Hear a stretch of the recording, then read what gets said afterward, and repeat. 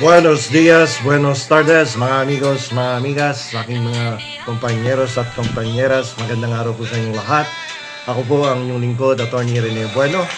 At ngayon po ay pag-usapan natin at ating himayin ang isa sa pinakamainit na balita, no? Balitang legal sa ating bansa. Ito po ay may kaugnayan doon sa petisyon na isinumite ni Vice President Sara Duterte sa Korte Suprema nitong nakarang araw upang pigilan na naman ang House of Representatives sa pag-usad ng kanyang impeachment case ngayong 2026. So may nagtatanong bakit daw ako naka-Ray-Ban. Medyo nagluluha po yung mata ko at dahil ayaw tumigil tong sipon ko kapag ako may sipon talagang tuloy-tuloy ang daloy ng luha sa aking mga mata. Okay, ituloy po natin ang ating pinag-uusapan tungkol sa impeachment at petition for certiorari na isinumite ng ating Vice Presidente. So, sa episode na to, ituring po nating isang legal lecture itong ating episode para mas maintindihan natin ang pasikot-sikot ng batas sa pagdating dito sa impeachment sa ilalim po ng mga probisyon ng ating saligang batas. So, ano ba yung naging batayan ng laban na ito ng ating Vice Presidente? Unang-una, ang naging batayan niya dito, yun na namang one-year ban rule. No? At ayon po sa ating Constitution, na-discuss na natin to before, Article 11, Section 3, may tinatawag po na one-year bar rule. Ano ang sinasabi ng batas? Uulitin na naman natin. Hindi pa pwedeng simulan ng impeachment laban sa isang opisyal ng higit sa isang beses sa loob ng isang taon. So, ibig sabihin, isang complaint, isang taon. Sobra sa isa, sa loob ng isang taon, bawal. Okay. So, ano ang punto ng Vice Presidente? Alam nyo po, noong 2025, nagkaroon na ng tangkang i-impeach si Vice Presidente. No? At yun nga, na nabasura ang reklamo sa Korte Suprema. Yung reklamo laban sa Vice Presidente. Dahil naniniwala ang kanyang kampo na ang mga bagong reklamo tulad ng dito sa ngayon, no? Tulad nitong kasong reklamo yung kay Saballa at Cabrera complaints. Naniniwala ang legal team niya na labag sa batas dahil pumasok pa rin sila sa one-year window mula nang matapos ang unang proseso. Kung maalala ninyo, many weeks ago diniscuss natin to at sinabi natin yung potential or the possibility on the part of the Vice President to file a petition for certiorari with application for TRO. At ito na nga po, nangyayari na. So, okay. So, pero tingnan natin yung punto ng Kongreso. Sinasabi naman ni Representative Terry Ridon na misleading ang Vice President para sa kanila, nagsimula na ang bagong bilang. Dahil ang naunang kaso ay formal nang nadeklarang tapos o dismiss na ng Korte Suprema noon pang nakaraang taon. Ito ang isang problema, yung pagbanggit-banggit nila ng mga word na mini trial. Actually, sa kanila nagsimula yun eh. Tinawag nila yung proseso bilang isang mini trial. Ay ngayon, bumabalik sa kanila ngayon. Isa ito sa argumento ngayon ng kampo, no, ng Vice President. Kung saan sinasabi nila na ay ang House Committee on Justice ay nagko-conduct na ng isang mini trial. So, nag-boomerang ngayon sa Kongreso ang salitang mini trial. At ito nga, ginamit na din yan ng mga vloggers sa YouTube na sinasabing mini trial. Ayan, buniwaltahan kayo ng legal team nila. Dahil sa ilalim po ng batas, ang trabaho lang ng Kamara ay alamin kung may probable cause. Ibig sabihin, may sapat bang basihan? Ang tunay na paglilitis o trial ay dapat sa Senado lamang nangyayari o dapat mangyari. Pero dito sa Kongreso, iba ang nagiging interpretasyon, siyempre, ng kampo ng Vice Presidente. Para sa kanila, kung ang Kamara ay nagpipresenta na ng mga testigo at ebidensya na parang naghuhukom na, maaari itong ituring na grave abuse of discretion amounting to lack or excess of jurisdiction, which is now the basis of her petition for certiorari with application for the issuance of Temporary Restraining Order or TRO. So anong magiging resulta dito o kahihinatnan nito? Kung maglalabas ng TRO ang Korte Suprema, ano ang magiging resulta? Di ano yan, stop, look, and listen tayo dyan. Titigil agad lahat, no? Lahat ng hearing sa Kamara. Tigil kayo. Eh, siyempre, Korte Suprema nag-uutos. Di ba?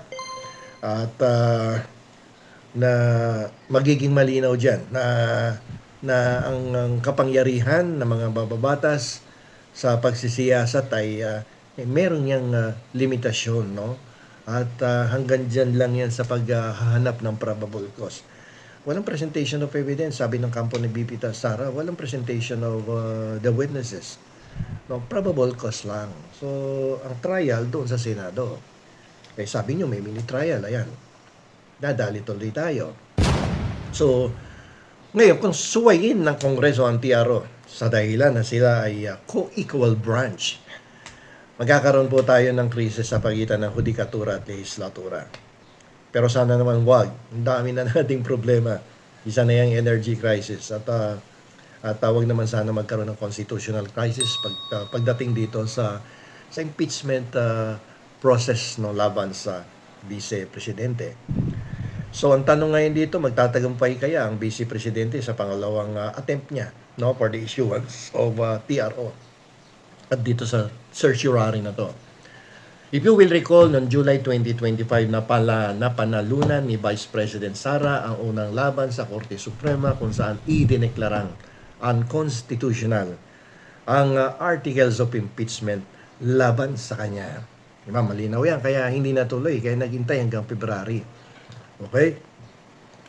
Sa pangalawang pagkakataong ito, malaki ang tsansa na magtagumpay siyang muli sa aspetong legal.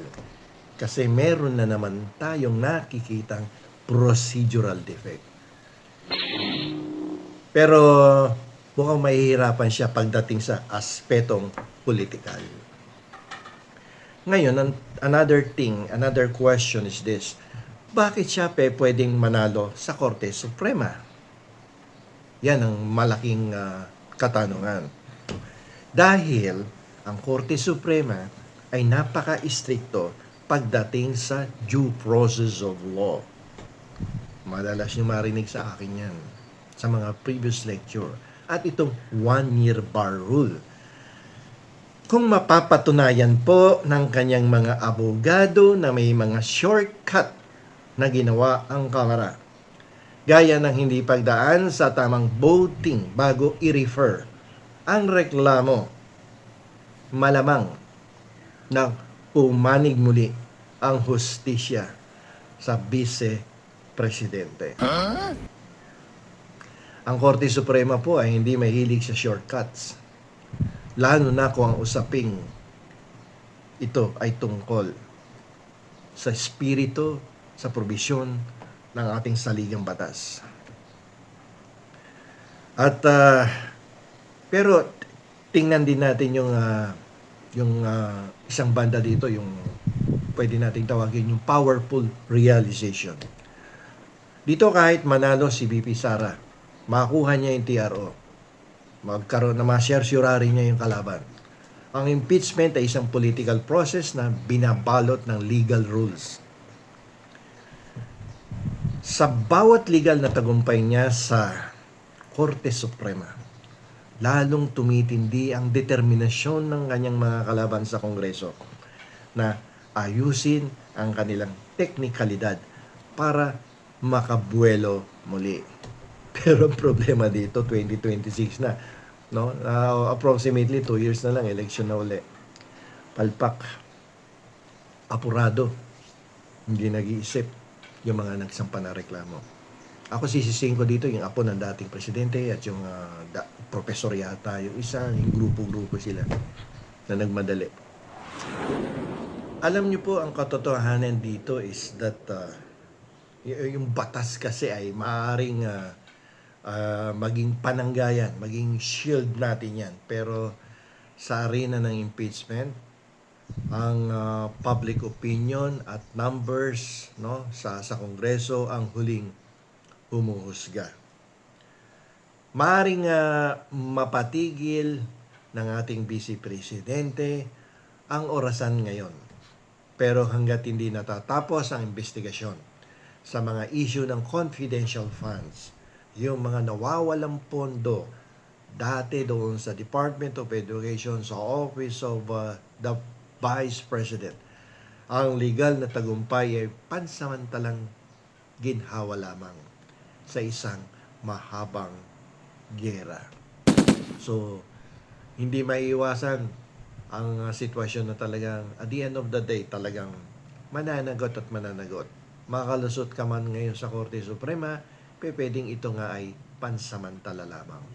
Sa madaling salita, magtatagumpay ang nag-file ng petition for certiorari on the ground of technicality, pero ang tunay na laban ay wala sa papel, wala sa petisyon, kundi sa kredibilidad sa harap ng taong bayan.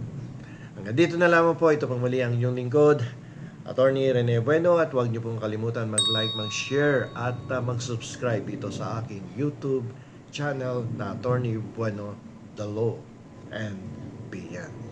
Marami pong salamat. Attorney Bueno, law and beyond. Learn the law.